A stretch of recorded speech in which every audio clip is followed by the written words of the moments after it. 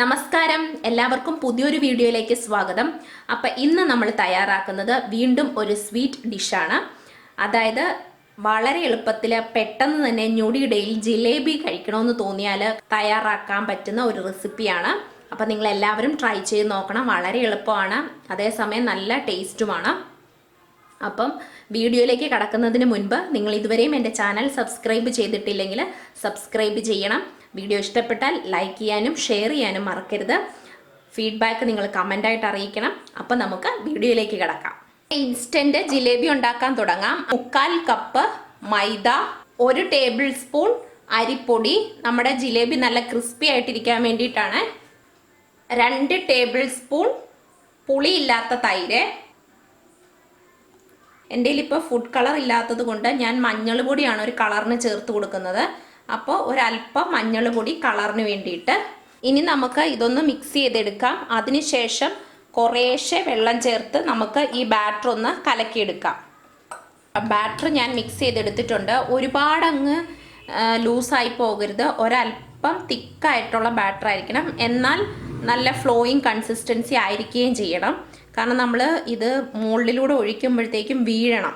ഇനി നമുക്ക് ഇതിലേക്ക് ഒരു നുള്ള് ബേക്കിംഗ് സോഡ വീണ്ടും നന്നായിട്ട് ഒന്ന് മിക്സ് ചെയ്തെടുക്കാം.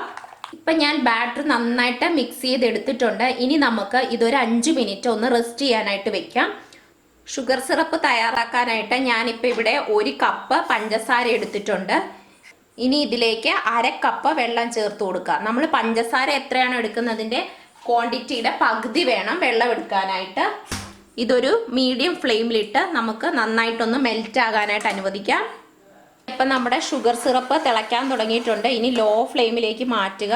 ഇനി നമുക്ക് ഇതിലേക്ക് ഒരല്പം ലെമൺ ജ്യൂസ് ഒന്ന് ജസ്റ്റ് ഒന്ന് ഒഴിക്കുക.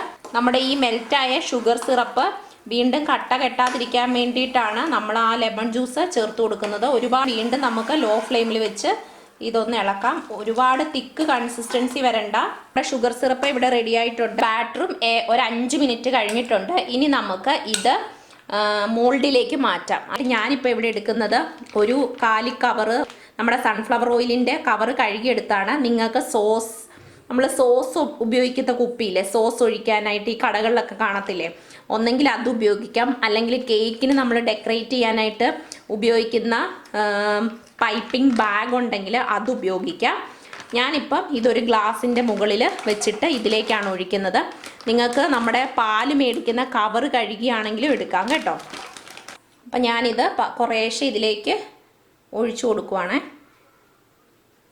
ഇപ്പം ഞാൻ മാവ് ഈ കവറിലേക്ക് ഒഴിച്ചിട്ടുണ്ട്. അതിനുശേഷം മുകൾ ഭാഗം ഞാനൊരു റബ്ബർ ബാൻഡ് കൊണ്ട് സെക്യൂർ ചെയ്തിട്ടുണ്ട്. ഇനി നമ്മൾ എണ്ണ ചൂടായി കഴിയുമ്പം ഈ ഭാഗം ഒരല്പം കട്ട് ചെയ്യുക. എന്നിട്ടാണ് നമ്മൾ എണ്ണയിലേക്ക് ഒഴിച്ചു കൊടുക്കുന്നത്. അത് ഞാൻ എങ്ങനെയാണെന്ന് കാണിച്ചു തരാം. അപ്പോൾ എണ്ണ ചൂടാകട്ടെ. എണ്ണ ഒരു മീഡിയം ചൂടായിട്ടുണ്ട്, ഒരുപാട് ചൂട് വരരുത്. ഞാൻ കവറിൻ്റെ അറ്റം ചെറുതായിട്ടൊന്ന് കട്ട് ചെയ്ത് കൊടുത്തിട്ടുണ്ട്. ഇനി നമുക്ക് ഒരു ഡ്രോപ്പ് ഒന്ന് ഒഴിച്ചു നോക്കാം, എണ്ണയുടെ പരുവ് അറിയാനായിട്ട്.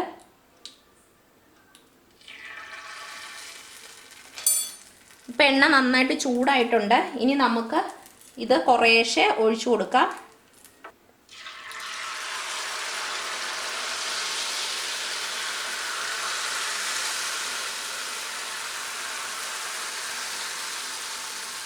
ഇനി തീ ഏറ്റവും കുറച്ച് വയ്ക്കുക. അതിനുശേഷം ഇത് വറുത്തെടുക്കാം.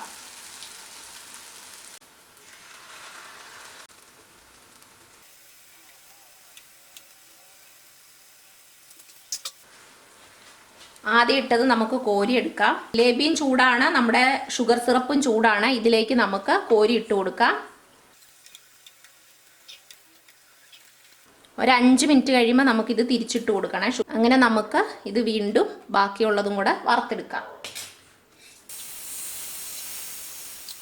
ഷുഗർ സിറപ്പിൽ കിടന്നത് നമുക്കൊന്ന് തിരിച്ചിടാം. നമ്മുടെ ഇൻസ്റ്റൻ്റ് ആയിട്ടുള്ള, ഈസി ആയിട്ടുള്ള, അതേസമയം നല്ല ക്രിസ്പി ജ്യൂസി ആയിട്ടുള്ള നമ്മുടെ ജിലേബി റെഡി ആയിട്ടുണ്ട്. അപ്പം നിങ്ങളെല്ലാവരും ട്രൈ ചെയ്ത് നോക്കണം. വളരെ എളുപ്പത്തിൽ നിമിഷ നേരം കൊണ്ട് നമുക്ക് തയ്യാറാക്കി എടുക്കാവുന്ന ഒരു ജിലേബിയാണ്. നമ്മൾ യാതൊരു വിധത്തിലുള്ള കളറുകളോ ഒന്നും ചേർത്തിട്ടില്ല.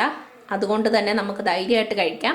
അപ്പോൾ നിങ്ങളെല്ലാവരും ട്രൈ ചെയ്ത് നോക്കണം. ഇന്നത്തെ റെസിപ്പി നിങ്ങൾക്ക് എല്ലാവർക്കും ഇഷ്ടപ്പെട്ടെന്ന് വിചാരിക്കുന്നു. നമുക്ക് വീണ്ടും മറ്റൊരു കിടിലൻ റെസിപ്പിയുമായിട്ട് കാണാം. അതുവരേക്കും നന്ദി.